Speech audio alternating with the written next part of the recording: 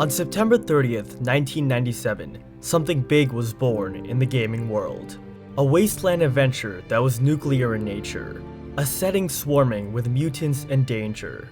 A true RPG from which everything begun. A post-nuclear role-playing game, Fallout 1.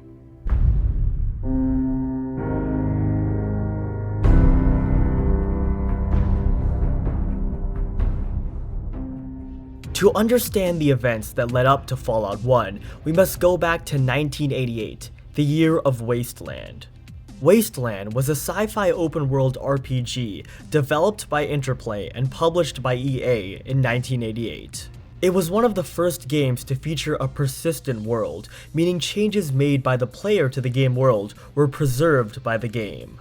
Many aspects of Wasteland resemble the Fallout series, for there are androids, cyborgs, artificially intelligent computers, and other things commonly found in the Fallout series. Las Vegas is one of the major remaining enclaves of human civilization, which inspired the concept for Fallout New Vegas. The setting is also similar to Fallout, with Wasteland being a post-apocalyptic RPG set generations after a global nuclear war of 1998. Finally, Wasteland was praised for multiple solution puzzles, vague nature of goal, and customizable player stats, which are all well-known characteristics of the Fallout franchise. In the late 1990s, a division of Interplay called Black Isle Studios began developing a sequel to Wasteland.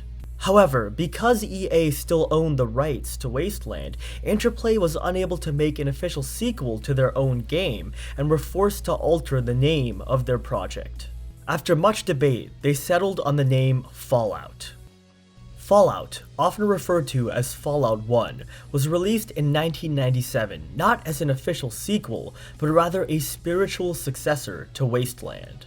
The most important figure in the game's development was Tim Kaine, who was lead programmer, producer, and main designer. Given no money or resources, Kaine built up the game engine entirely by himself. Kaine originally intended to use GURPS for Fallout, which was a popular pen and paper RPG system created by Steve Jackson Games. However, negotiations between the two parties fell through. This led to the development of Fallout's iconic Special system. Kaine later recruited a team of 30 employees to work on Fallout, and between 1994 and 1997, the team worked hard to complete the game. But unfortunately, they were plagued by many external issues.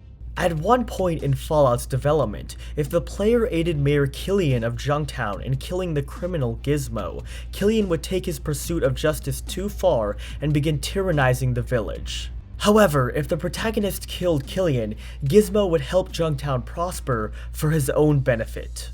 This morally ambiguous outcome was rejected by Interplay, who forced Kaine and his team to change the quest. Which is rather unfortunate, because moral ambiguity is a major theme of Fallout 1. Fallout 1 was nearly cancelled many times by Interplay, for they had acquired the licenses to many other bigger franchises, but Kaine convinced the company to let him finish his work. After the success of Diablo, Kaine was pressured to convert Fallout to a real-time multiplayer game, but he resisted this pressure and continued working towards the game he had originally envisioned. Despite all the issues they faced, Kaine and his team continued to work towards completing Fallout and eventually released the game in 1997. For his work, Kaine was chosen in 2009 by IGN as one of the top 100 game creators of all time. A number of well-known voice actors played major roles in Fallout 1.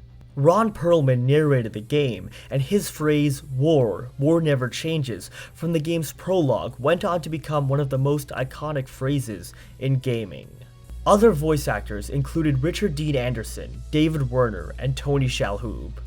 Interplay initially intended to use the song I Don't Want to Set the World on Fire as the theme song for Fallout 1, but could not license the song due to copyright issues. They were instead forced to use a song called Maybe by the same group. Fallout 1 was influenced by a wide range of source material. The most notable influence on Fallout is Wasteland. Although the universes of Fallout and Wasteland are different, there are references to Wasteland in Fallout 1. You can meet an NPC named Tycho who mentions that he's a desert ranger, which is a faction from Wasteland. He also talks about a character named Fat Freddy, who's a crime boss from Wasteland. The energy weapons of Fallout 1 were inspired by Flash Gordon, a 1934 space opera comic strip. Many aspects of the game were inspired by advertisements and pulp magazines of the 1950s. Finally, you can obtain a leather jacket in Fallout inspired by the one from Mad Max 2, and Dogmeat was inspired by the unnamed dog of Mad Max 2.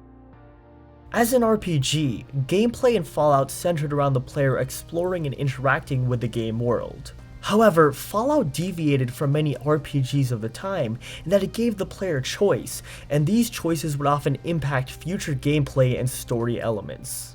Moreover, some quest resolutions were unconventional or even contrary to the original task. This was often an intentional use of contradiction on the part of the developers to critique societal and political themes. Fallout 1 is praised for its dialogue, which is deep, meaningful, and humorous when appropriate. It is one of the few games for which going around and simply talking to NPCs is a fun and thought-provoking endeavor. While non-combat portions of Fallout are played in real time, combat in Fallout 1 is turn-based. The number of actions that could be performed in a turn were determined by action points. Different actions, such as firing a weapon, reloading, and so on, would cost the player a different number of action points. The combat system of Fallout is a rather controversial topic because it's completely different from that of modern Fallout games. My personal stance on the combat system is different doesn't necessarily mean bad, and you should definitely give combat in Fallout 1 and 2 a chance if you haven't already. Because quite frankly, they're both amazing games. There are 4 NPCs that can serve as permanent companions in Fallout 1. Dogmeat, Tycho, a traveling gunman named Ian, and a scavenger named Katya. Unlike in Fallout 2, 3, New Vegas, and 4, there is no limit to the number of companions. Karma is a special statistic in Fallout 1 that keeps track of a player's morality. It has the potential to change certain gameplay and story aspects, but generally has a minor impact. Character development in Fallout 1 is divided into 4 categories: attributes, skills, traits, and perks. Attributes are governed by the Special system, which is a staple of the Fallout games. Special defines strength, perception, endurance, charisma, intelligence, agility, and luck as the 7 attributes of every character. Attributes affect derived statistics, including action points, turn sequence, hit points, and more. During character creation, players can select one of 3 characters to play as or create a character with custom attributes. There were originally supposed to be 2 more playable characters, a red-headed female and black-haired male, but they were cut from the final version of the game. You can actually encounter both of these characters during a special encounter in Fallout 2.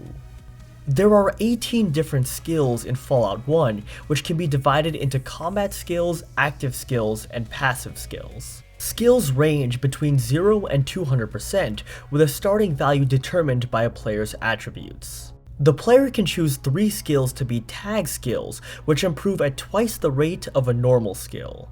Every time a player levels up, they're awarded skill points to improve their skills. The exact number of skill points depends on one's intelligence. Perks are an important part of Fallout 1 that grant the player special bonuses.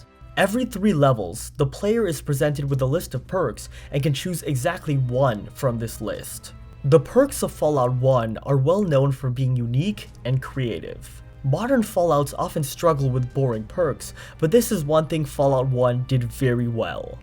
Traits are special qualities chosen during character creation that significantly impact gameplay. For example, the trait Fast Metabolism increases healing rate at the cost of base radiation and poison resistance of 0%. Bloody Mess makes death animations more violent, but changes the ending of the game. The player chooses up to 2 traits, which cannot be changed unless the Mutate perk is used. One of the most highly regarded aspects of Fallout 1 is its setting and plot. The game is set in a post-apocalyptic world 81 years after the Great War, a nuclear war that occurred on October 23, 2077. Before the war began, a fortunate few were able to shield themselves in the safety of the vaults, which were supposedly designed to protect people from nuclear destruction. The protagonist of Fallout 1, referred to in lore as the Vault Dweller, lives in Vault 13 of Southern California. The plot revolves around the Vault Dweller obtaining a replacement for the broken water chip of Vault 13. The Vault Dweller also encounters a twisted mutant called the Master during his travels. Locations of interest in the game include Shady Sands, which is a village founded by former inhabitants of Vault 15, Lost Hills Bunker, which is headquarters of the Brotherhood of Steel, The Glow, formerly known as West Tech Research Facility, but now an irradiated ruin, and the Cathedral, beneath which is said to lie a dark secret.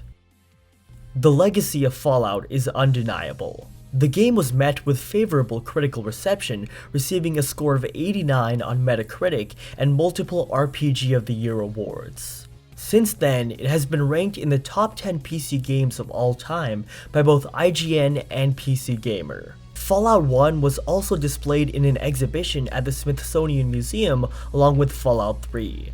But most important of all, Fallout 1 inspired the incredible franchise we all know and love today. The brilliance of Fallout 2, 3, and New Vegas, as well as the incredible hype that surrounded Fallout 4, would not have been possible without Fallout 1. It's one thing to build a game on top of an already defined universe, but Fallout 1 is the game that established this very universe. The game's legacy goes far beyond any critical praise. It exceeds any gaming awards or accolades, for it is the true RPG from which everything begun. A post-nuclear role-playing game, Fallout 1.